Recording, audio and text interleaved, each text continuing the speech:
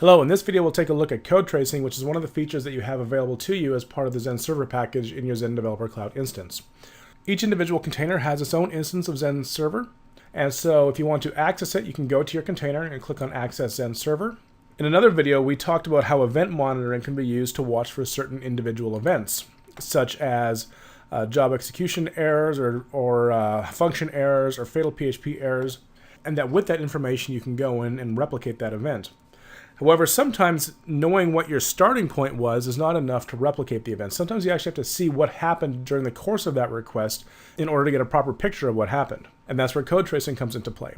And so to turn on code tracing, you can either turn it on for individual events here by clicking that and enabling the Enable Code Tracing action, or you can go back to your container and turn on code tracing for the entire container. So we have an example application here with WordPress, and in WordPress there is some problem that we're trying to fix. We click on it, and we get this weird, we get a title there, and we don't get any content here. So what we'll do is we'll turn code tracing on, and at this point it's now enabled, and we will rerun this request.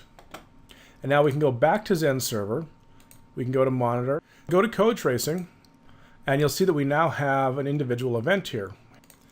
And so I can click on it, and I'll look in here and I can take a look at what the application actually did over the course of the individual requests. I can show memory usage. I can highlight the most time-consumed path. I can follow the entire request structure, and I can follow the entire request as it occurred from start to finish. And in this case, we'll just go down to the end here. We see an inclusion. We can keep on going down. We see this call to get header.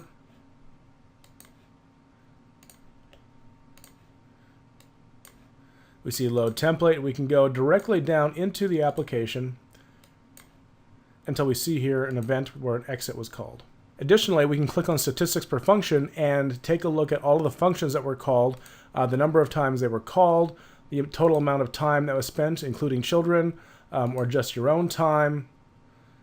We can also show memory usage, and we can sort by memory calls, so we can see the do action consumes the most amount of memory.